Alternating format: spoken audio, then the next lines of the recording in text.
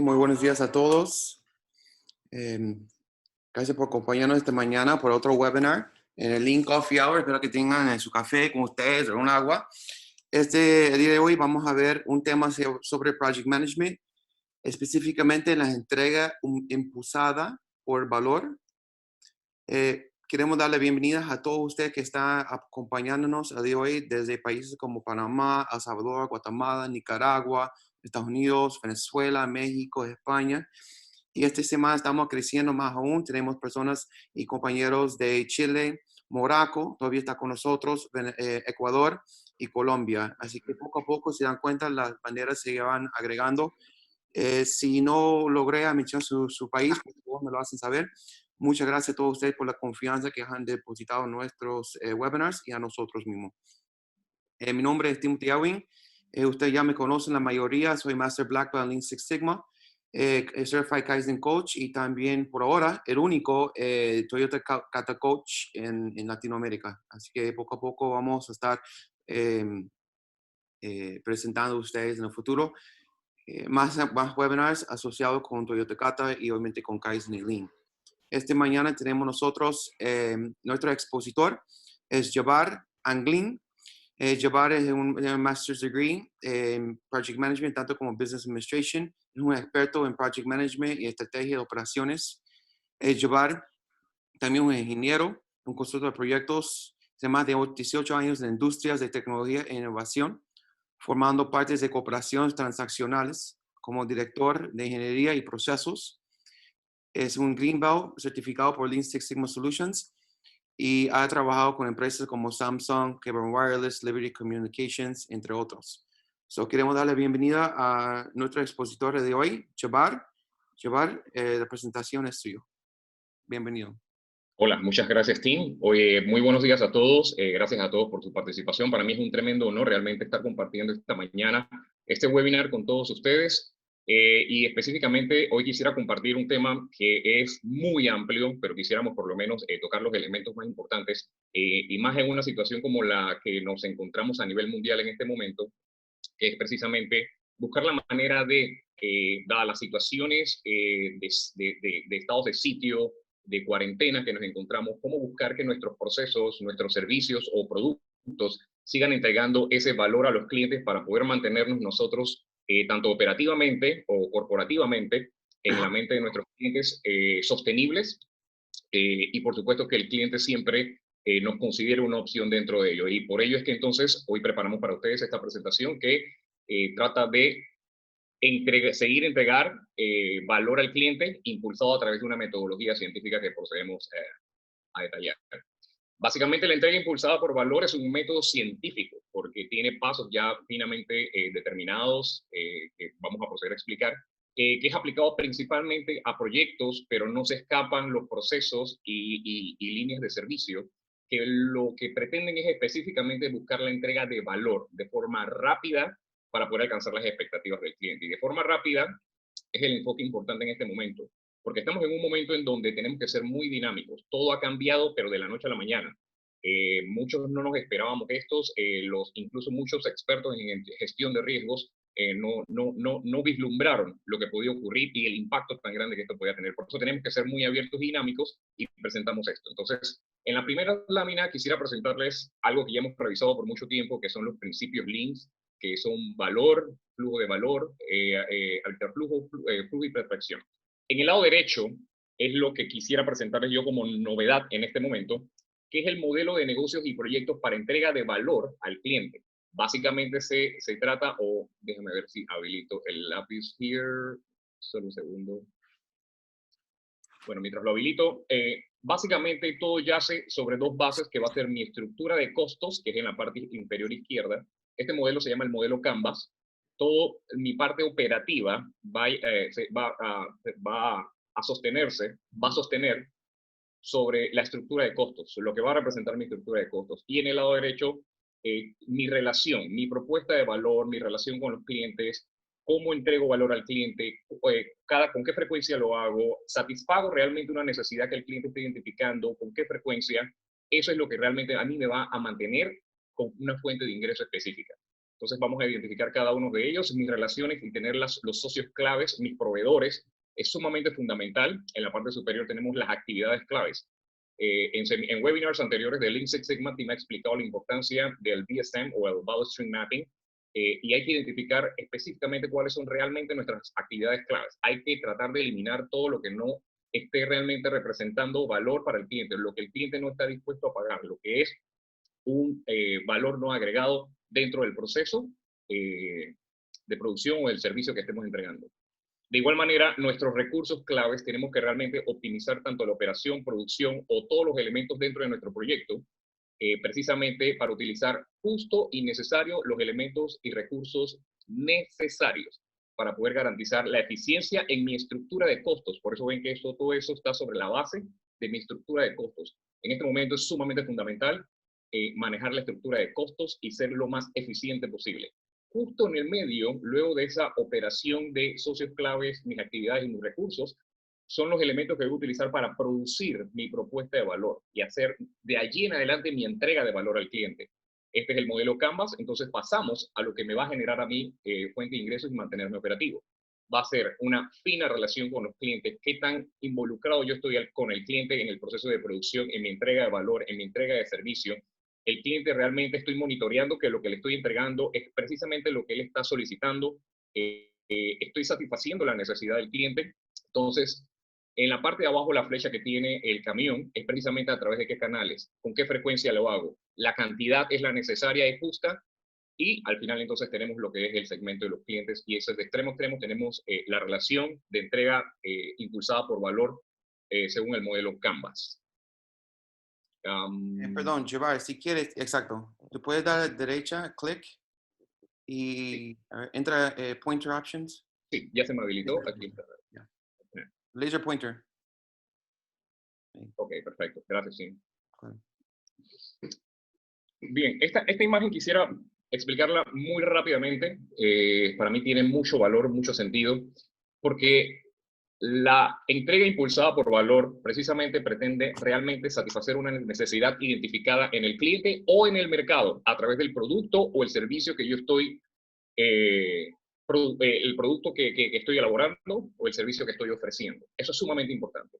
Pero siempre al final va a estar la necesidad o el requerimiento del cliente, pero es muy importante involucrar al cliente. Por eso veían la relación de la propuesta de valor con el cliente en el modelo Canvas, porque dentro de mi proceso de producción tenemos los recursos, tenemos muchos equipos, en donde aquí van a ver, por ejemplo, cómo el cliente lo explicó, lo que el project leader o el gerente de producción entendió, lo que el analista de diseño entendió, cómo el programador lo escribió, el vendedor lo que realmente quiso vender y cómo lo describió, cómo fue documentado el proyecto. La documentación es sumamente importante, pero muchas veces tenemos esa falta o esa debilidad en documentar realmente requisitos, y todo esto lo vamos a revisar hoy. Y en fin, cada uno tiene una interpretación independiente de lo que podría ser una necesidad no satisfecha del cliente. El cliente solamente quería un columpio de esta manera. Entonces, si pueden ver la representación, es sumamente importante realmente tener esa estrecha comunicación y relación con el cliente, y no solamente la relación, sino también el monitoreo. ¿Realmente es esto lo que ustedes quieren? ¿Es esto, satisface su requerimiento, su necesidad? Es porque tenemos que ser muy dinámicos a partir de esto. Muchos expertos coinciden de que a partir de ahora hay un antes y un después de lo que es el COVID o el coronavirus, y realmente, como han podido notar también ustedes, que muchos, como vaticinaron algunos y muchos no creyeron, lo que es la industria 4.0 o llevar todo lo que son los comercios, producción, servicios a través de un espacio ciberfísico, tuvimos que acortar el tiempo de proyección. Eso estaba proyectado a aproximadamente 2025, estar completo 2030, y ya lo tenemos una realidad casi a un 80% el día de hoy, en donde gobiernos han tenido que migrar, comercios de retails han tenido que migrar enteramente su operación a temas del espacio ciberfísico por ser dinámicos. Entonces, lo que vamos a ver realmente hoy es muy específicamente cuáles son los pasos de este método científico desde la perspectiva de proyectos que consta de 5 pasos. Evaluar valor, que es la ponderación económica de la aplicación de este proceso, proyecto, porque yo tengo que realmente también evaluar a nivel interno corporativo, operativo, que esto me sea rentable. Yo no puedo simplemente decir, yo tengo que satisfacer esta necesidad del cliente, pero yo tengo que hacer la evaluación interna de que si realmente es financieramente, económicamente rentable. Una vez identificado esto y es rentable, entonces se planifica el valor que va a ser la definición y mapeo de la estrategia que vamos a utilizar para poder producir ese valor en conjunto con el cliente. De ahí vamos a entregar el valor o el producto o el servicio dentro de la operación, proceso productivo. Importante siempre eliminando el desperdicio, eso lo vamos a ver en detalle cuando lleguemos a la entrega de valor. Vamos a confirmar el valor. Mundos dinámicos, cambio, empezamos desde cero, el cliente va a ser parte de mi proceso productivo todo el tiempo. Y va a ser la confirmación de la satisfacción del cliente. Los requerimientos de tanto del cliente como de cualquier persona son muy dinámicos, muy cambiantes, y los de los clientes de igual manera cambian. Por lo que él define hoy como una necesidad o como bueno, el día de mañana, créanme que no lo va a hacer necesariamente. Entonces no podemos mantenernos estáticos dentro de ese frame o ese marco. Y al final, monitorear valor, vamos a ver algunas herramientas que realmente nos permiten conectar todas estas etapas para poder garantizar esta entrega de valor, que realmente al final lo que el cliente lo condensa en 2 o 3 elementos principales que son calidad, tiempo y cantidad. Siempre el cliente lo que va a buscar principalmente dentro de valor, y eso es lo que vamos a ver más adelante como cuantificación y cualificación del valor desde la perspectiva del cliente. Vamos a empezar entonces con la evaluación de valor. Principalmente tenemos unos instrumentos de evaluación financiera para proyectos productivos o entregas de servicios. Tenemos la tasa promedio de retorno, que se conoce como TPR, el periodo de repago o payback, también se conoce, el análisis de costo-beneficio, retorno de la inversión, análisis de valor actual neto y la tasa interna de retorno. Primordialmente voy a explicar en este mismo lámina.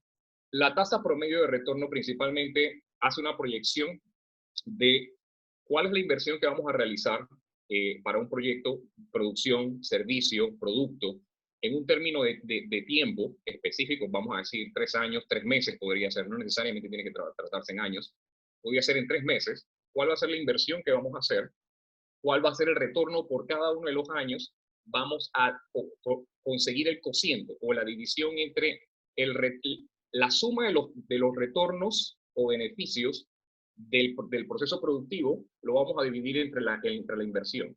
Y luego el resultado lo dividimos entre la cantidad de años. Eso me va a dar un índice. Seguramente vamos a ampliar esto un poco más adelante, pero básicamente esto me va a dar un índice que me dice, si tú invertiste $100,000 para este proceso, por año vas a obtener 25% de retorno. Esa es la tasa promedio de retorno por la operación que les acabo de explicar.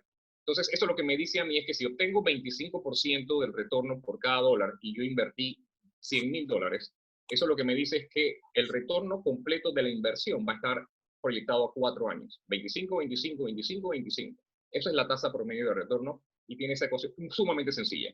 El periodo de repago o payback es muy similar precisamente a lo que es el periodo de repago.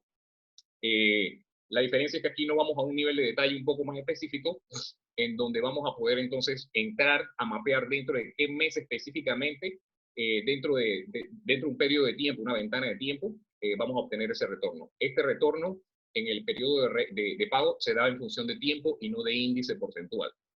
El análisis de costo-beneficio es muy poco utilizado, pero es de mucha utilidad. Es como para tener una herramienta más dentro de la evaluación financiera.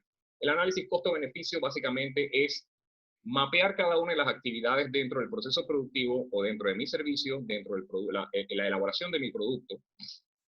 Y precisamente cuánto me cuesta cada una de estas actividades versus el costo-beneficio, no necesariamente tiene que ser monetario, el costo-beneficio, y lo vamos alimentando dentro de una matriz, en donde al final me va a decir que yo tengo que estar justo. Va a haber una línea de costos fijos, una de costos variables, y la suma de ambas curvas me va a dar mi costo total.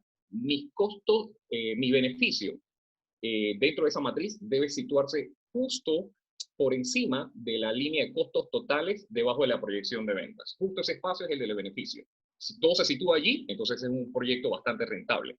El retorno de la inversión, precisamente lo que busca es incluir cuáles son las inversiones dentro de un marco de tiempo precisamente este también me lo va a dar en términos de dinero, el retorno de la inversión, que es muy similar al BAM. De hecho, voy a saltar al BAM también. El BAM precisamente es, de hecho, vamos a entrar a la tasa interna de retorno porque vamos a desarrollar un poco más el BAM y les explico por qué.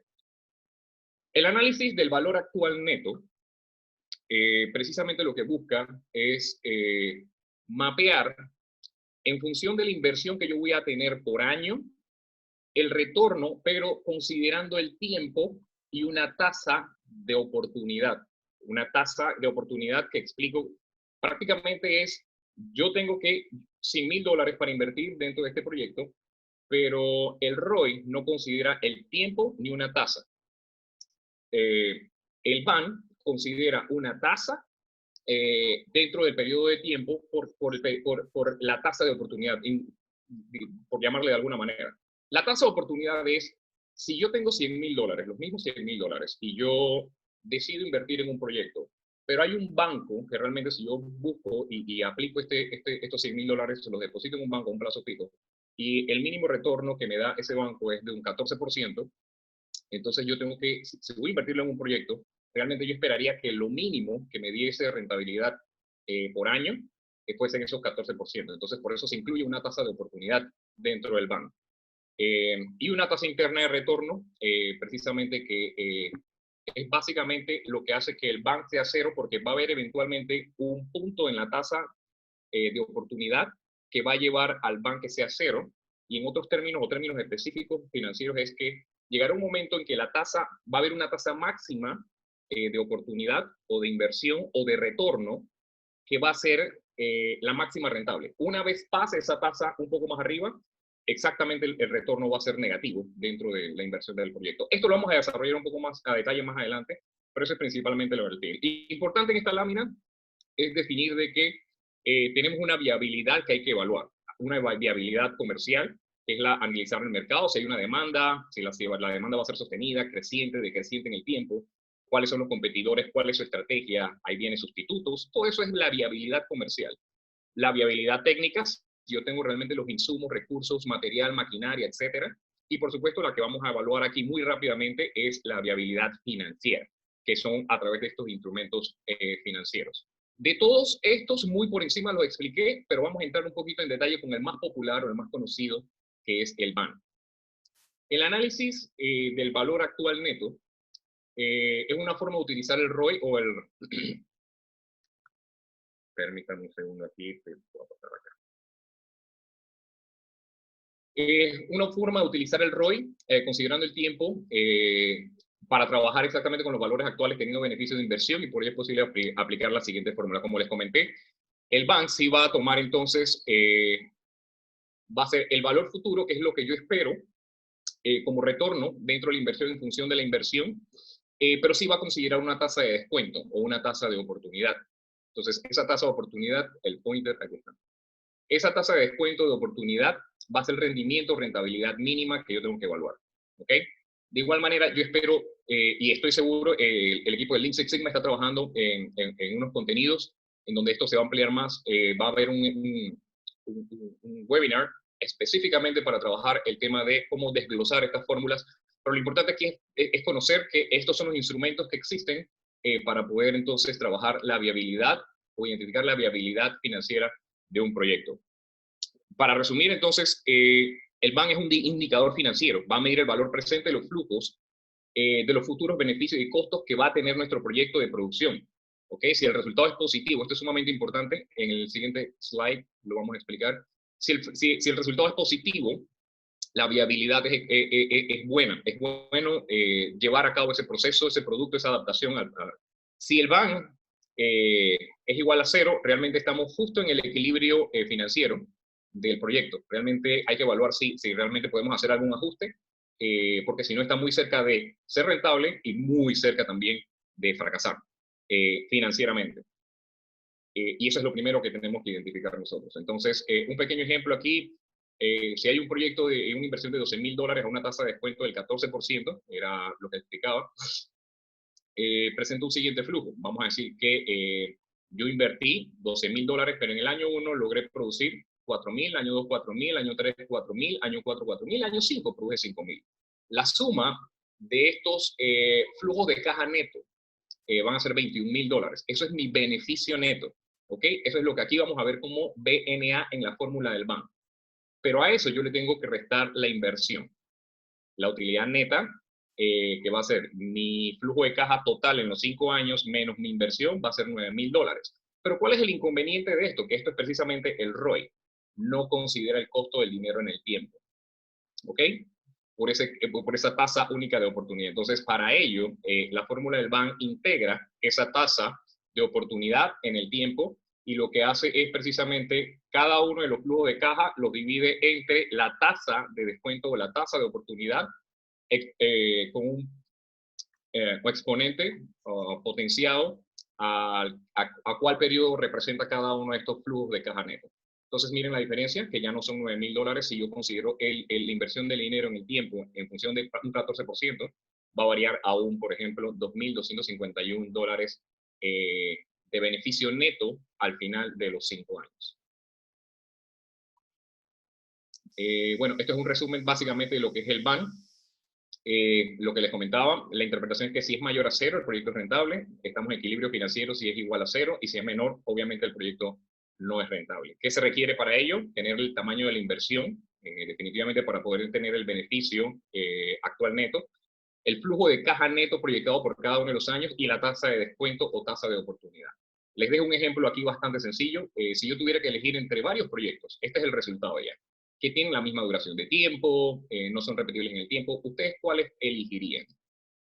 ¿Cuál realmente es el que ustedes elegirían y decir, señores, nos vamos con este proyecto? Muy probablemente todos estén apuntando al A, ¿correcto? Y no está mal, pero no es la respuesta definitiva. Realmente, si vamos a la tabla nuevamente, todos son, bueno, realmente no todos son rentables, más uno está en equilibrio financiero. Dos son rentables, pero lo que queremos identificar aquí es básicamente que el BAN, mientras sea positivo, el proyecto es rentable. Quizás uno rinda beneficios más que otros, más todos son rentables. Una vez tenemos evaluado que nuestro proceso a implementar es financieramente viable, y ya hicimos la evaluación comercial, la evaluación técnica, tenemos que entonces decir vamos a hacer la planeación de este valor. Una vez para planear el valor, entonces simplemente nosotros tenemos herramientas como el chartering, es cómo lo vamos a hacer. Tenemos el chartering, tenemos el mapa de flujo de valor, que Tim lo ha explicado bastante bien y muy detallado en 2 anteriores webinars. La priorización valorada y, por supuesto, el roadmap o la hoja de ruta de productos y el backlog ajustado por el riesgo. Vamos a pasar a explicar entonces cada uno de ellos. Muy por encima, muy rápido, el chartering. El chartering es precisamente es un documento corto, es una técnica o herramienta original de Lean, precisamente, y posteriormente aplicada en otros entornos adaptativos, porque aquí lo que aplica más es el dinamismo para poder garantizar la entrega de valor, que debe simplemente resumir por qué estamos haciendo este proyecto, quién es el cliente destino, qué problema soluciona, cuáles son sus requerimientos específicos, cómo es este producto, qué problema soluciona, quiénes van a ser parte del equipo, cuáles son mis recursos, y qué hace que este producto o servicio sea diferente o especial. Eso es sumamente importante. Y esto es un ciclo, señores, no solamente para iniciar. Dentro de la fase de monitoreo y evaluar, vamos a ver que esta herramienta es sumamente importante precisamente para seguir entendiendo si lo que hace 6 meses atrás para el cliente era valor, si todavía el día de hoy lo sigue siendo. Así que tiene que ser un documento corto y el foco del mismo está en cómo el proyecto será ejecutado exactamente antes de ser construido. Tenemos que mapear realmente los pasos antes de construir este proyecto. Entonces, del mapa de flujo de valor, es poco lo que probablemente yo pueda agregar a todo lo que Tim ya ha explicado, pero involucra la creación de mapas visuales del proceso de cómo lo vamos a hacer y donde muy probablemente podrían estar elementos que generan pérdida al convertirse para mejorar la eficiencia de los procesos. Esto nos va a ayudar a desarrollar una ventaja competitiva, además de que crea un lenguaje normalizado dentro del problema, porque todos conocemos cuál es el mapa del proceso y podemos seguir de manera estandarizada, que es algo muy lean, e intensificar esfuerzos donde puedan ocurrir los mayores fallas. Hay muchas otras herramientas como establecer un método gráfico. Recuerden que esto detecta áreas de oportunidad es muy importante. Tim siempre lo menciona. el mapa de flujo de valor es la herramienta que a mí me va a hacer visible los problemas. Es sumamente difícil identificar, por ejemplo, en el área servicios, los cuellos de botella o los problemas dentro de la parte o link oficina. Entonces, es muy importante tener mapeado este tipo de cosas porque me van a hacer precisamente visibles este tipo de problemas. Dentro de esa planificación, aparte del charter y el mapa de flujo de valor, tenemos la priorización valorada. Tenemos varios esquemas, el método de esquemas simples, que son básicamente técnicas de priorización de requerimientos, que va a incluir a los clientes. Recuerden que a partir de ahora, yo necesito garantizar la satisfacción de lo que el cliente considera valor. A partir de esos procesos, el equipo identifica las características de alto valor para el consumidor. Tenemos que priorizar nosotros. Asimismo, como el cliente prioriza, nosotros vamos a priorizar. Y las coloca en la lista de requerimientos top. Y podemos mapear eso en conjunto con el cliente. Existen varias herramientas. El método de esquema simple, que es en un tablero, el cliente coloca prioridad 1, prioridad 2 y le va dando a cada uno de los atributos del producto que está solicitando cuál va a ser lo que él realmente quiere que se produzca primero, qué le da valor al producto, a qué le da valor, por qué él estaría dispuesto a pagar. Inconveniente del esquema simple es que cuando involucramos directamente al cliente para la decisión final, esto usualmente el cliente le da prioridad 1 a todo, porque quiere que todo sea prioridad y todo esté integrado de buenas a primeras en el producto. Luego de allí tenemos el método Moscú, que es uno de los más populares, que básicamente viene del acrónimo en inglés de las palabras de que must, have, should have, could have and would have. Y aquí hay un tablero bastante explicativo en donde el cliente realmente dice, oye, en esta primera etapa yo quisiera que mi producto, mi servicio, me otorgue esto, eso es un must have. De ahí vamos entonces que él nos identifique qué podría tener un should have o debería tener, luego un could have, que debería tener, y al final no necesariamente lo debe tener, pero me gustaría que ese el would have, que sería la W final. De ahí pasamos entonces al método Cano, déjame hacer un next aquí, que es otro de lo que vamos a detallar. Este es sumamente útil también porque va en función de la preferencia del cliente, la satisfacción del cliente y al mismo tiempo busca tratar de cumplir con la mayor cantidad de requisitos del cliente. Recuerden que hay un cambio de industria, hay un cambio trascendental y de 180 grados en la industria. Entonces realmente tenemos que apuntar a esos dos ejes. Satisfacción del cliente, pero que el producto realmente cumpla con los requisitos. Porque si yo simplemente me voy por el lado de satisfacer al cliente, muy probablemente no cumpla los requisitos, va a haber competidores que sí entren dentro de esa cartera y probablemente yo pierda popularidad o preferencia dentro del segmento del cliente. Entonces, este es muy interesante porque se hace un eje cartesiano, ejes X, Y en sus 4 cuadrantes, en donde aquí van a estar los requisitos que no son necesariamente importantes en el producto. El eje X representa el producto que estamos entregando al cliente, porque son requisitos del cliente, pero no son importantes. En el eje más al extremo, el X positivo, va a ser lo que el equipo o producto debe tener para poder cumplir con la funcionalidad básica. Entonces, el cliente debe decirme, mira, es que esto es un must, si no vamos a Moscú. Eso es el análisis. Entonces, él va identificando cada una de las actividades y las va mapeando. Mira, esto realmente es para satisfacción mía, no es que sea necesario, pero está dentro, cumple con el requisito y me genera satisfacción. De igual manera, en el eje Y, negativo, vaya, en función de satisfacción, cumple con el requisito del producto, más es indiferente para mí. Y nosotros conocemos muchas aplicaciones de software, productos que dicen, hey, aquí hay, en mi televisor hay un software que hace tal cosa, pero mira, me es indiferente, eso no me genera satisfacción ni nada. Y eso es waste, eso es desgaste. Entonces son requisitos que no son necesarios para cumplir, pero por alguna razón no se consideraron en un modelo Kano o Moscú y son recursos perdidos o desperdiciados. De ahí pasamos entonces a explicar dos rápidamente, que es el Monopoly Money y el Poker Planification, Poker de planificación.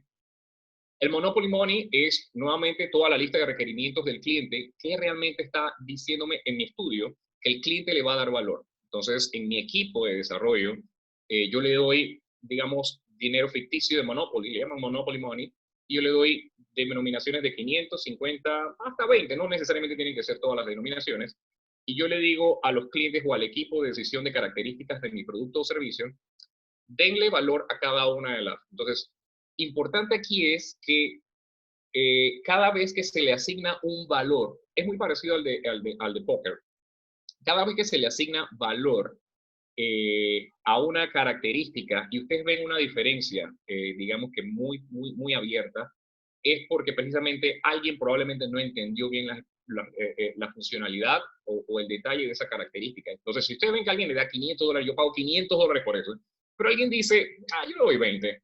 Entonces, ahí hay un gap, o que alguien está entendiendo que esto ofrece más de lo que realmente se está proponiendo, o alguien realmente no entendió realmente todas las funcionalidades y bondades que esta característica podría tener, y eso hay que revisarlo. Entonces, el Monopoly Money, resumiéndolo, es una aproximación como para priorizar los proyectos de la lista de requerimientos, y el Poker Planification, cuando se usa como para evitar el sesgo cognitivo, que es, se van a asignar, en el póker de planificación, se van a asignar, digamos, naipes, pokers, cards, para precisamente darle valor, pero precisamente para evitar el sesgo, se entregan unas denominaciones un poco más amplias. Entonces, pero siempre va a haber un sesgo cognitivo, y eso es importante identificar. Entonces, cada uno debe elegir una carta, pero nuevamente, si por ejemplo alguien cree que el valor de un artículo es 2 puntos y otra cree que es 20 puntos, definitivamente tenemos que estar seguros que al menos uno de los dos no ha entendido bien el artículo o características. Así que esta característica tiene que volver a describirse o a volver a discutirse, porque no está clara ni para el cliente ni para el equipo de producción. Entonces, como nuevamente es el mapa del columpio. No hemos entendido realmente lo que quiere el cliente o lo que yo voy a producir. Entonces, sumamente importante el Monopoly Money y el póker de planificación. Esto todo todavía estamos en la etapa de planificación. Vamos a ir un poco más rápido. En la lista, esa era la priorización valorada. Ahora vamos a la relativa. Realmente esta no necesariamente tiene que incluir valores como tal. Yo tengo al cliente escogiendo una lista de características que él desea satisfacer. Y yo, ok, perfecto. Entonces el producto va a contar con estas características y le voy a llamar la entrega mínima definida. Y justamente hay un corte. ¿Por qué hay un corte? Hay un corte por tiempo, hay un corte por presupuesto, hay un corte por muchas razones. Pero si en el tiempo, nuevamente, y recuerden que esto es muy dinámico y les va a ocurrir muy a menudo, señores, van a haber cambios considerados por el cliente, van a haber deltas. Esos deltas es muy importante conversarlos y discutirlos con el cliente y decirle qué prioridad usted le da a este cambio nuevamente. Recordemos que tenemos una fecha tope y un presupuesto tope. Entonces, si el cliente dice esta característica tiene que estar porque dentro del modelo Cano, por ejemplo, está dentro de que cumple con la característica y se nos quedó por fuera y me da satisfacción, digamos que va entre la B y la C. En automático la agregamos y precisamente quedaría así, pero en automático desplaza a la última característica del producto que habíamos considerado como importante para una segunda fase, por tiempo, por presupuesto y demás. Esto es una priorización relativa. Dentro de esa priorización relativa, podríamos asociar lo que es la hoja de producto o el roadmap. Entonces, si una característica se nos quedó por fuera el primer trimestre porque se tuvo que acomodar un delta o un cambio no programado en la planificación original, entonces simplemente hacemos una hoja de ruta del producto y le decimos que la E va a pasar para una siguiente versión del próximo trimestre. Y de esta manera podemos hacerle de manera visual al cliente de el resto de características que han quedado como pendientes o que serían de interés o los cambios que nazcan a partir de, no es que están descartados, sino que van a venir versiones subsecuentes, precisamente porque mi interés primordial es seguir aumentando la satisfacción o seguir satisfaciendo la necesidad que el cliente me está demandando. Yo le digo, no hay ningún problema. Esto se va a incluir en las versiones consecuentes, segundo, tercer trimestre, cuarto trimestre, no tienen que ser trimestres, pueden ser semanas, pueden ser años, dependiendo de la magnitud de cada uno de los proyectos o productos o servicios que se entregan. De allí, por último, quisiera muy brevemente explicar que dentro de la planificación de valor, es muy importante, señores, la planificación y gestión del riesgo. Y eso se refiere a reducir la probabilidad e impacto de los eventos adversos en un proyecto y maximizar aquellos considerados. El mejor ejemplo que yo utilizo para los seminarios que he estado compartiendo es la situación que tenemos ahora. Si no había una gestión de riesgos para anticipar lo que podría impactarme a mí hoy como COVID, muy probablemente yo soy de los comercios o industrias altamente impactados. Por ejemplo, esta es una matriz de ponderación de riesgos. Hay riesgos positivos, hay riesgos negativos que llamamos oportunidades. Entonces, yo tengo que manejar una matriz en donde yo identifico los riesgos, analizo los riesgos en función cualitativa y cuantitativa. La cualitativa va a ser cuánto me va a impactar. O sea, qué va a pasar si eso llegase a ocurrir. Y la cuantitativa es cuánto me va a impactar. Yo tengo que multiplicar entonces el impacto cualitativo por una valoración de que esto me va a impactar, tú sabes, un 70% o $70 o $10,000, y eso me va a dar un resultado y lo pongo como alto dentro de la probabilidad y dentro del impacto. Resumiendo, este es el tipo de listas que se utilizan para ello, y muy importante es que esto es un documento dinámico. Este documento se revisa cada 15 días, dependiendo de la situación, se revisa una vez al mes, en donde, por ejemplo, si yo industria con comercios y proveedores, digamos, en Asia, en donde inició el COVID, yo tengo proveedores en Asia y yo identifico, oye, en Asia hay esta situación, parece no crítica, así que vamos a ponerlo en bajo. Impacto mínimo, pero fue creciendo y en diciembre ya se dieron los primeros casos, cierres de proveedores, de comercios, me quedé sin proveedores, ya hay una probabilidad alta, entonces lo cambio y esto lo vamos alimentando. De hecho, Lean Six Sigma está trabajando también en contenido, en donde va a haber un webinar solo de gestión de riesgo, que esto es sumamente interesante e importante de cómo manejarlo. Ustedes pueden ir alimentando esto y jugando con los riesgos dentro de la zona verde, amarilla y roja, dependiendo de la situación mundo, de la situación comercio, de la situación país, y así sucesivamente. Pasamos de ahí entonces a lo que es la entrega de valor. Recuerden que este es el tercer paso. Evaluar, planificar y vamos a entregar valor. ¿Cómo entregamos valor? Esto no tiene más realidad asociada a Lean, porque realmente no se llama Lean, pero esto es realmente Lean. Recordemos el término WIPS y el término de la cadena de flujo de valor. El WIP, recordemos que es el punto, es el trabajo en progreso, puntualmente, y la importancia es que realmente tenemos que saber controlar el trabajo que está dentro del proceso de mi línea de producción o los servicios. Queremos satisfacer al cliente, por supuesto, pero tenemos que ser muy medidos en cuánto WIP se va a manejar. ¿Por qué? Porque el WIP consume capital invertido, dependiendo de los recursos, dependiendo del material, materia prima, y no necesariamente eso va a entregarme un retorno de la inversión que yo probablemente evalúe en la sección financiera. El WIP va a ocultar, muy probablemente, si no se controla, cuellos de botellas y representa un riesgo potencial de trabajo. Entonces, esto se lo resumiríamos de la siguiente manera, que cuando no hay límites de WIPs, realmente no hay un control sobre lo que se está manejando y me va a generar cuellos de botellas que no van a ser visibles si yo no hago un mapa de flujo de valor, un BSM o un Value Stream Mapping. Cuando es muy bajo, esto es lo que va a ocurrir. Voy a tener muchos pendientes y muy seguramente, como tengo solamente una tarea en progreso, yo voy a tener mucha gente ociosa. Entonces, no es tan bueno tampoco tenerlo tan bajo porque tengo recursos subutilizados. Y lo bueno es manejar un WIP apropiado o balanceado en función de los recursos que yo tengo, materia prima importante, demanda. Yo tengo que al final lograr satisfacer la demanda del cliente en calidad, tiempo y cantidad. Eso es sumamente importante. Entonces, Tim habló mucho durante las 2 sesiones del BSM sobre lo que es el equilibrio del WIP. Así que yo lo resumiría de esa manera. Recuerden que si no hay límites, uno no puede ver las tareas que están paradas.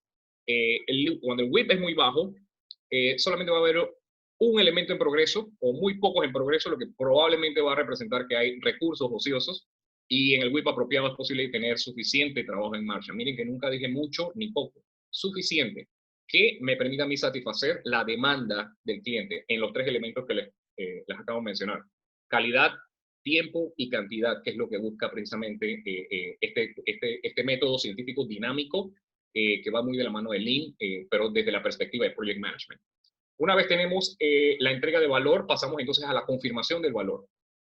Es muy importante que al momento de que yo vaya a confirmar el valor con el cliente, por ejemplo, diseños de software, investigación, procesos, yo esté en continua retroalimentación e interacción con el cliente. Confirmar valor significa verificar que el equipo está construyendo lo correcto, que funciona como desea o para lo que el cliente lo desea. O estoy entregando el servicio que el cliente realmente me está demandando. ¿Cómo lo mido? Hay veces que no son necesariamente productos, son servicios porque son intangibles. Pero cuando son tangibles también es medible. Es básicamente respondiendo dos cosas con el cliente. ¿Ha cambiado alguno de los requerimientos? ¿Todavía queremos avanzar al siguiente items como lo habíamos proyectado? Entonces, para poder precisamente medir eso, tenemos los siguientes métodos, que sería la retroalimentación a través de prototipos, si es un producto tangible o intangible. Puede ser un software. Yo puedo presentar prototipos en donde si el requerimiento en la primera interacción estaba aquí del cliente y las O representan el servicio o producto que yo estoy entregando, yo veo que hay un gap todavía o una diferencia. Entonces, yo tengo que ajustar realmente todo lo que es la planificación nuevamente, dinamismo, a través de simulaciones y demostraciones tanto con mi equipo como con el cliente. Tengo una segunda sesión y ya veo que el gap se va cerrando más y es exactamente lo que el cliente, o muy cerca de lo que el cliente me está solicitando, y así me voy hasta un X3, en donde veo que ya es casi prácticamente lo que el cliente me está solicitando. Y esto es confirmar el valor. Esto es de toda la vida. Esto tiene que ser un ciclo. Jamás terminen. Esto es lo que podríamos interpretar como las encuestas de satisfacción al cliente. Y eso podría también utilizarse como uno de los métodos o herramientas dentro de lo que es la confirmación de entrega de valor o la entrega impulsada por valor, las encuestas de satisfacción. De ahí pasamos entonces a lo que es el monitoreo y reporte de valor. Hay muchas herramientas de mucho poder. ¿Por qué es importante monitorear? Aparte de evaluar y confirmar el valor, yo necesito ver la parte interna y la parte externa.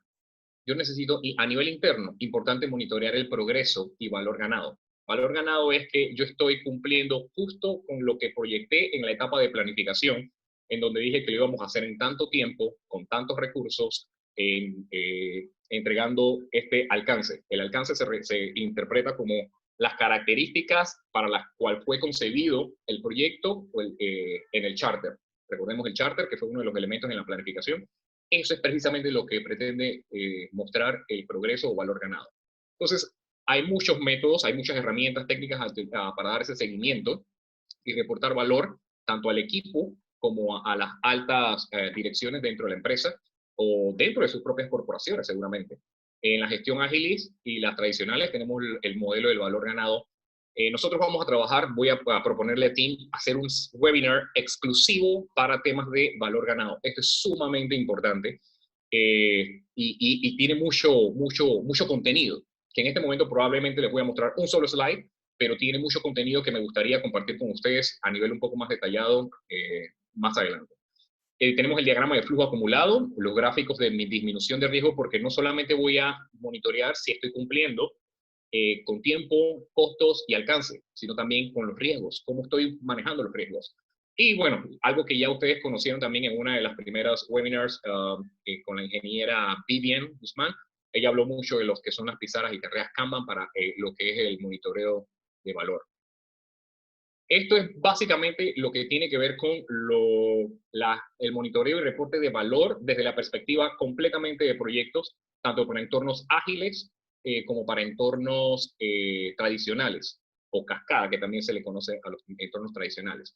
Tienen una serie de fórmulas muy generales. En ambas aplican exactamente las mismas fórmulas, solo que lo que yo considero valor ganado, por ejemplo, earned value, en ágil, en agile, va a ser un poco distinto a lo que yo considero en métodos tradicionales. Al final, ambos me van a entregar una curva, lo que llamamos la curva S, que es la curva de color celeste, es todo lo que yo proyecté, programé, planifiqué en función de tiempo, costo y alcance en la etapa de planificación, tanto financiero, tanto como en calendario, agenda y como alcance, todas las características que el cliente había solicitado. Y la línea que está por encima, digamos que la que dice costos reales, realmente pueden ser costos en función de dinero y pueden ser realmente historias en entornos ágiles, cuántas he logrado, cuántas no he logrado, igual que el valor ganado. O sea, todo es transferible y convertible. Por eso es que vamos a dedicar una sesión completa a todo lo que es monitoreo y reporte de valor en entornos full proyectos con ejemplos y todo lo demás. Pero básicamente es como para entender de que lo que yo proyecté desde el inicio, yo tengo como en el tiempo ir midiéndolo si estoy dentro o fuera de esa curva, o qué tan desfasado estoy de la curva. Eso es un mundo muy interesante. Yo estaría muy interesado realmente en compartirlo con todos ustedes. Esto es un ejemplo muy sencillo, muy directo. Ustedes pueden ir leyendo el enunciado del problema, que básicamente es un proyecto estimado a realizar en 200 story points. Estos puntos de historia son en entornos ágiles, que son requerimientos del cliente, los story points. Con un presupuesto de 17.500 se desea realizar un análisis de valor ganado al 30 de abril. Aquí tenemos marzo 15, abril 15 y luego mayo 15. Así que el corte que quieren conocer es justamente aquí. ¿Qué quiero saber? Hay una importante, de los más importantes es si yo estoy cumpliendo con el costo proyectado y el calendario proyectado. El primero es el CPI, que voy a medir entonces el valor planeado aquí en este caso serían cuántas historias realmente he trabajado versus cuál ha sido el costo real planificado. Y eso básicamente vamos a tratar de muy rápidamente hacer el reemplazo de las características. El valor planeado vendría siendo el costo planificado, por ejemplo, y veo que al corte yo tengo que había planificado en costo $7.400 y eso lo debo dividir entre realmente cuánto me ha costado llegar a esa cantidad de story points o características. Me ha costado $8.300. Entonces, esta es la división, 7.400, 3.800. Esto es 0,89. Igual, esto es para costos. Ahora vamos a interpretar este costo, o este índice. Esto es un Cost Performance Index. Entonces, el SPI es de igual manera. El SPI es cómo me he proyectado yo en el tiempo, anterior fue costo, en el tiempo, de cuánto debía haber completado versus cuántas realmente he hecho, cuánto es valor ganado. Entonces veo que yo me había proyectado, progreso proyectado al corte eran 60 características terminadas. Y realmente dice valor ganado, yo logré 75. Entonces divido esto y esto me da un índice, 1,25. Entonces la pregunta que nace allí es, tengan estos números a mano, ¿cómo está el proyecto en tiempo y costo? Esto va generando en el tiempo una gráfica que es la que está arriba, que es la curva S específicamente. Esto se interpreta de esta manera, en la siguiente lámina. Ay, perdón, no la tengo, pero les doy la respuesta. Perdón, un segundito. Cuando el CPI es mayor a 1, cuando el CPI es mayor a 1, el costo está dentro del presupuesto. Cuando el CPI es igual a 0, estoy tabla. Cuando el CPI es menor a 1, menor a 1. Cuando el CPI es menor a 1, yo estoy por debajo del presupuesto. El 1 se utiliza para los índices. Cuando estoy por debajo de 1, estoy por arriba del presupuesto. Disculpen, que lo dije al revés. Y cuando estoy por arriba de 1, estoy dentro del presupuesto. Y de igual manera el SPI si estoy arriba de 1 en este índice, yo estoy dentro del calendario, porque si de hecho lo pueden identificar. Vamos al costo, dice que estoy por arriba, como es menor a 1, estoy por debajo del costo planificado. Y en efecto, yo había proyectado, planificado, que iban a ser 7.400 y realmente he gastado 8.300. Y en calendario o en características completadas, dice que yo había programado a 60, que es el progreso proyectado al corte, y yo realmente he logrado 75. O sea que sí estoy por encima, realmente logré producir más. Básicamente es como se interpretan estos índices dentro de lo que es la gestión de valor ganado. Esto sería lo que son los diagramas de flujo acumulado. Yo realmente a través de este tipo de mapas de color, yo puedo ir identificando los tiempos de respuesta, el trabajo en cola, el tiempo ciclo, desarrollo y el despliegue, que básicamente es lo que es el trabajo completado.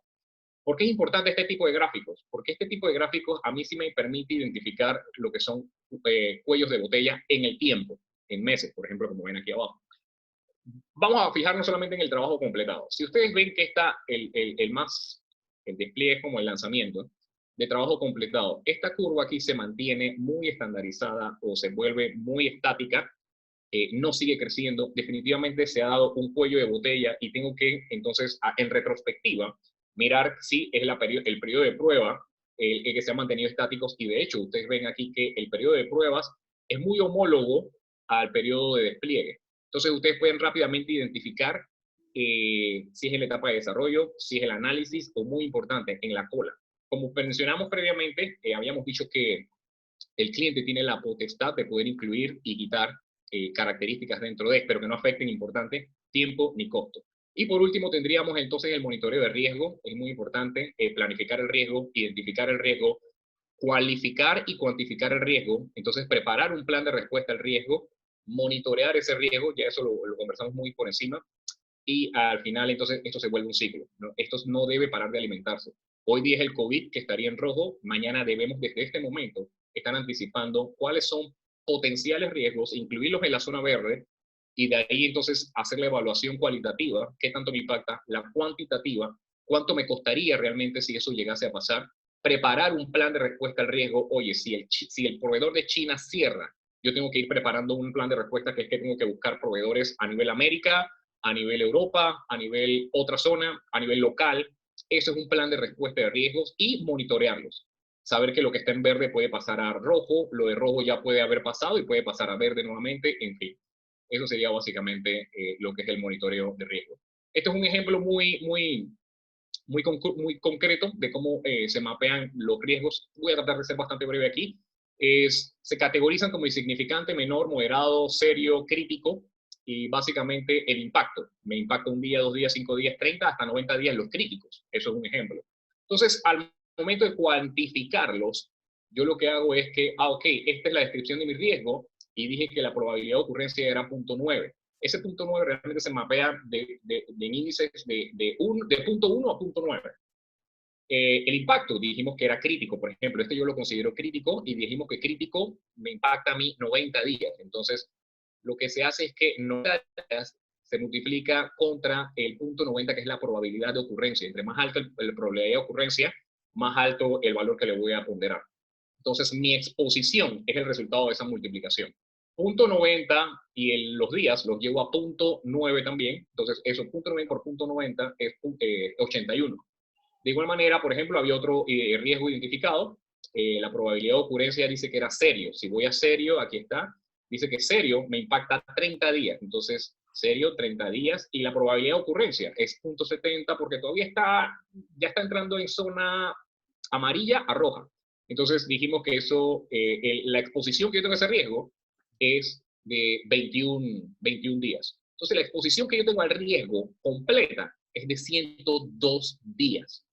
Entonces es importante monitorear esto y llevarlo al mínimo, porque precisamente lo que busca el análisis o impacto, el análisis y monitoreo de riesgos es minimizar y mitigar la mayor cantidad de riesgos negativos, y obviamente potenciar la mayor cantidad de riesgos identificados como positivos. El mapeo de características es otra manera sencilla de poder monitorear las actividades pendientes versus las completadas. Aquí ustedes lo pueden ver fácilmente. Esto me permite nuevamente, a través de métodos lineales gráficos, poder identificar cuellos de botella, o si el cliente realmente, en función de las características que me está demandando, se está saliendo dentro de mi proyecto o mi proceso de producción o mi servicio, de mi agenda, del calendario acordado en planificación, del presupuesto acordado en la parte financiera, tanto para el cliente como para la parte financiera interna de la corporación como tal. Entonces, es una pequeña lámina que no quise agregarla en otro slide. Es un resumen de la entrega impulsada por valor. Nuevamente, en este entorno muy dinámico, tenemos que identificar que hay un método científico dentro de la parte, desde la perspectiva de proyectos, que consiste en las prácticas de evaluar qué es lo que realmente es conveniente, planificar en función de lo que el cliente identifica como valor, planificar cómo vamos a abordar realmente lo que el cliente nos está solicitando, producirlo, entregarlo, confirmar y monitorear. Y estas son todas las herramientas que en este momento hemos repasado, algunas un poco más en detalle que otras, pero básicamente lo que busca esto y pretende es que todo nuestro entorno y nuestro día es un proyecto. Todos entregamos valor, ya sea a nivel corporativo, a nivel personal, a nivel familiar, y todos realmente tenemos que buscar la manera de poder ser dinámicos y adaptarnos a. Nuevamente, ustedes han notado cómo la industria ha tenido un giro completo en función de la situación, y tenemos que tener nosotros la capacidad operativa, tanto a nivel corporativo, de poder adaptarnos a esto y poder garantizar la entrega de valor al cliente, porque al final es lo que a nosotros nos hace una corporación, nos hace permitir tener ese ingreso, ese retorno de nuestra inversión o de nuestro proceso productivo o de nuestro servicio como tal, y mantiene al final lo que es la lealtad del cliente, que es lo que busca al final, siempre cualificado, cuantificado en función de tiempo, calidad y cantidad. Yo creo que con esta lámina habíamos terminado, team, equipo. Bueno, muchas gracias por todo, Jabbar. Vamos a ver que si hay preguntas. Perdón. Si alguien tiene una pregunta, por favor, si lo pueden escribir en el chat. A ver, que tengo una pregunta aquí. A ver, title screen. Aquí estamos. Ok. Jabbar, hay una pregunta aquí de Luis. Dice, ¿cuál es el porcentaje mínimo que debo tener en la tasa de promedio de retorno para saber si vale la pena invertir? La tasa interna de retorno, pero dependiendo de qué modelo financiero o instrumento financiero vamos a tener. Por ejemplo, si en la tasa, en el retorno de la inversión, por ejemplo, en el ROI, yo simplemente debo saber que mi tasa, mi retorno debe ser positivo. Pero si hablamos específicamente de tasa como tal, yo creo que podríamos regresar a la... Exacto. Si hablamos de tasa, los que a mí me entregan una tasa como tal es la TIR. Y si es la tasa mínima, la tasa tiene que ser precisamente la máxima. Vamos a utilizar primero la TIR. Vamos a empezar de abajo. La tasa mínima que yo debo tener para poder considerar un proyecto rentable es la tasa máxima, siempre combinándolo con el BAN. Eso es lo que ocurre con el TIR. El TIR siempre tengo que combinarlo con el BAN. Mientras el BAN sea distinto a cero y la TIR sea lo máximo que yo puedo seguir subiendo la TIR. De hecho, yo en el ejemplo de la TIR, yo tenía uno.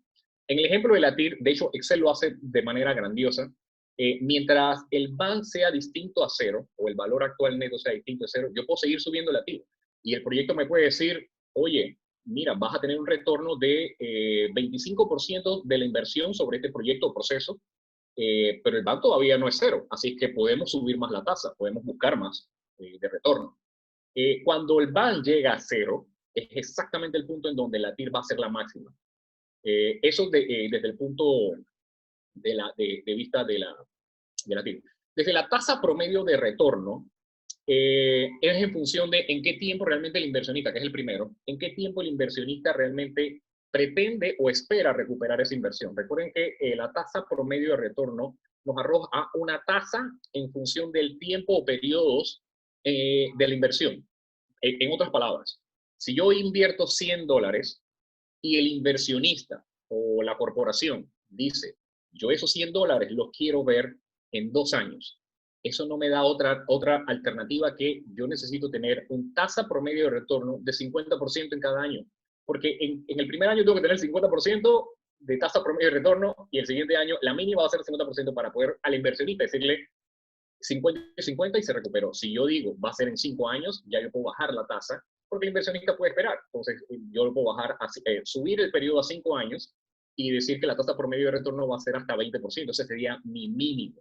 Ya entonces todo va a ir en función de qué es lo que espera el inversionista, la corporación como tal. Los demás sí arrojan ya dinero como tal, pero la pregunta fue enfocada a tasa. Así que estos dos son los que entregan una tasa como tal. Jabbar, nosotros tenemos aquí alrededor de 12 preguntas y entonces vamos a extender este webinar para poder contestar todas las preguntas que se están haciendo nuestra audiencia. Así que otra pregunta aquí tenemos, dice que las etapas de entrega de valor se pueden utilizar también para emprendimientos. Por supuesto, sumamente importante pregunta. Por ejemplo, en la etapa de evaluación financiera, todos estos instrumentos, cada uno de ellos aplica, por ejemplo, para emprendimientos o empresas ya que estén corriendo. Esto principalmente aplica primordialmente para un proyecto que no ha iniciado o un proceso que no ha iniciado. Así que la respuesta absoluta es sí, porque esto va más enfocado a antes de yo hacer algo, debo aplicar esta simulación y qué tan rentable para tener un panorama de rentabilidad. Esto es como en valoración de negocios, lo que se conoce como el plan financiero y el plan de inversión. Yo debo saber, en función de lo que quieren los inversionistas, lo que quiere la corporación, si financieramente el proyecto es viable. Así que esto aplica enteramente a emprendimientos, pero también se pueden aplicar estas herramientas financieras a instituciones ya establecidas como tal. Ok, muchas gracias. Otra pregunta, ¿cuál es la diferencia entre un entorno ágil y tradicional? Y para un emprendimiento que queremos impulsar, y hacia cuál debemos orientarnos.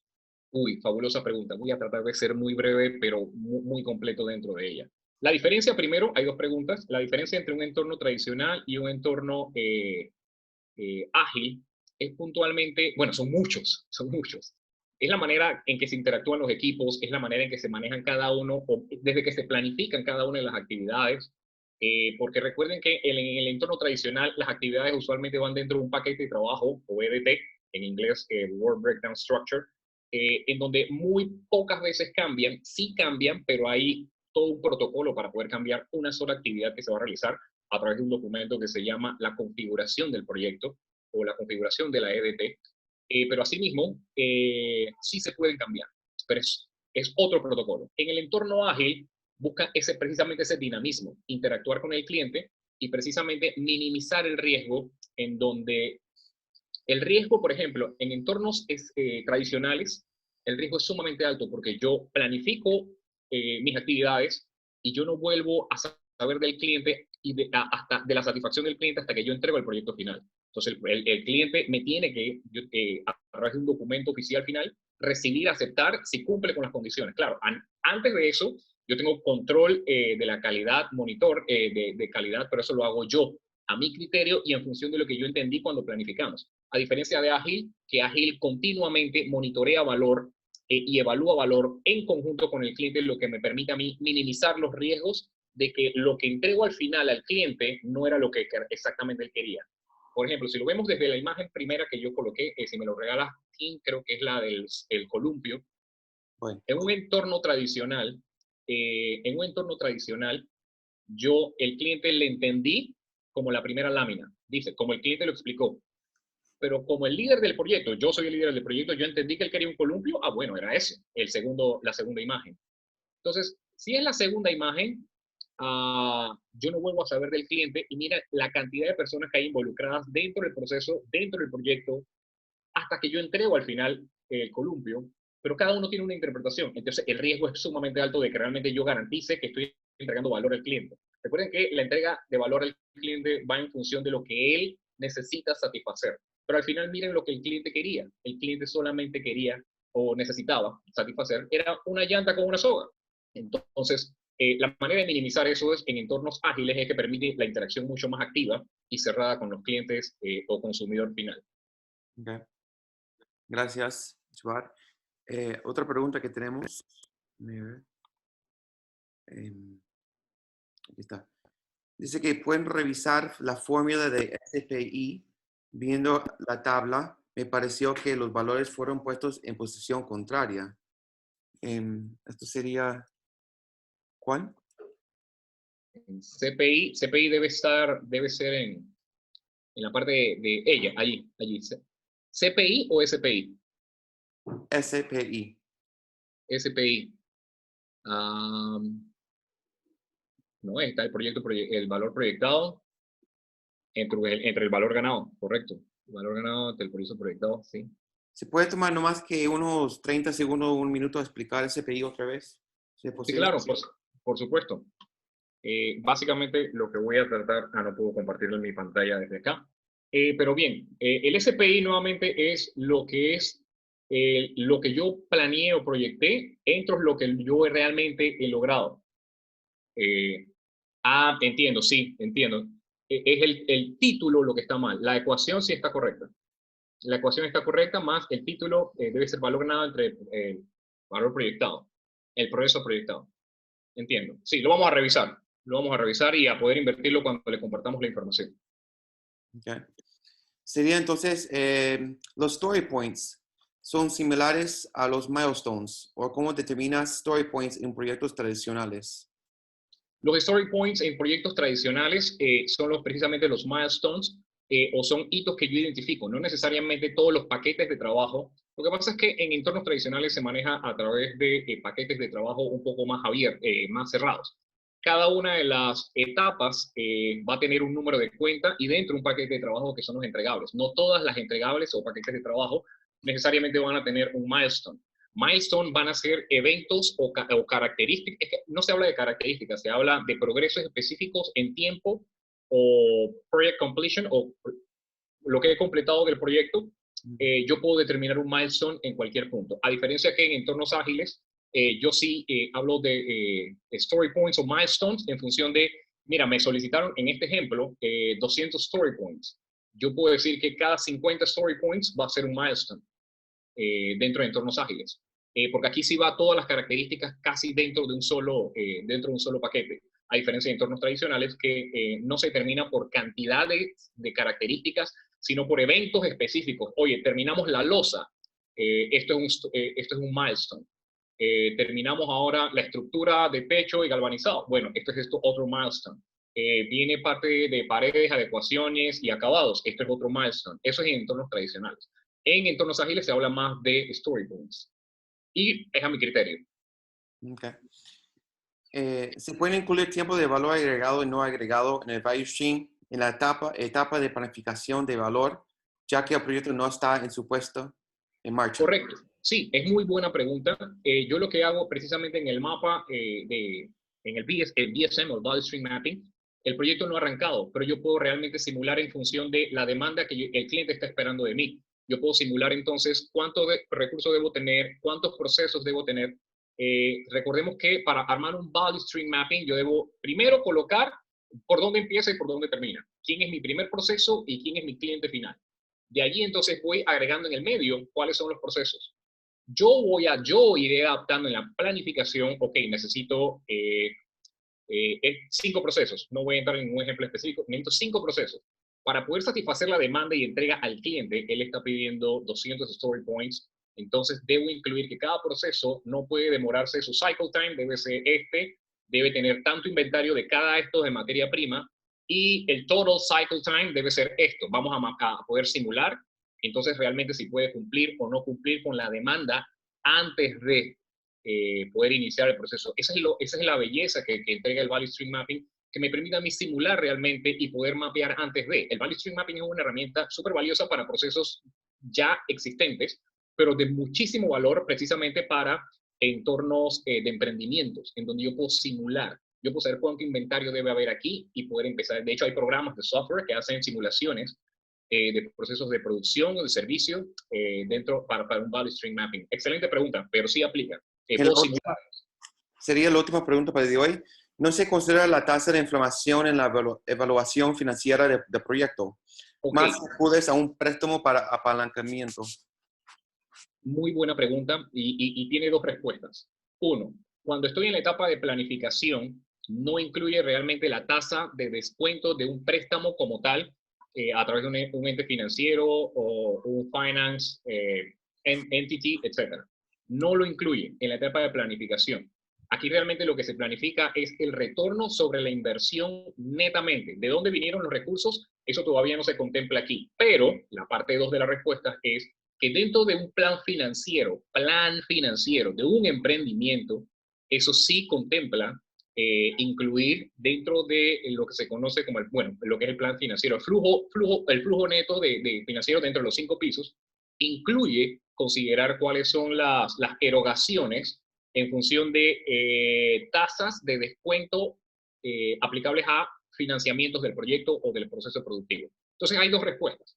Uno, no lo contempla cuando estoy en la etapa de planificación de valor, pero sí lo contempla dentro del plan financiero que yo debo emprender. Esto es exclusivamente dentro del proceso productivo netamente para yo poder garantizar la entrega de valor al cliente. Ok. Bueno, excelente webinar. Muchas gracias, ingeniero, por su tiempo de hoy. Y a todos los oyentes, muchas gracias por todo. Entonces, lo que quería invitarle a usted, llevar la próxima semana, si puedes ampliar un poquito más la próxima semana, otro webinar sobre el análisis Kano y el Monopoly Money, que a mí y también aquí estoy viendo algunas notas que tengo los otros oyentes que dicen que es muy interesante y querían hacer usted ampliar un poco mejor análisis Kano y Monopoly Money la próxima semana. Con muchísimo gusto, Tim, si me permites 10 segundos solamente, con muchísimo gusto me gustaría poder ampliar cualquiera de los temas. Ahí está la cuenta de Lean Six Sigma Solutions. cuando ustedes lo ven en LinkedIn, por favor, colóquennos cuáles son los temas que les gustaría ampliar un poco más o temas que tengan que ver, que tengan relación con Project Management, que les interesaría conocer mucho más detalle para poder en conjunto, si el team así lo permite, entonces poder trabajar en otras presentaciones con más detalles de puntos específicos que ustedes nos dejen saber a través de la cuenta de LinkedIn de Lean Six Sigma Solution que tienen allí en pantalla. Por favor, agréguenlas,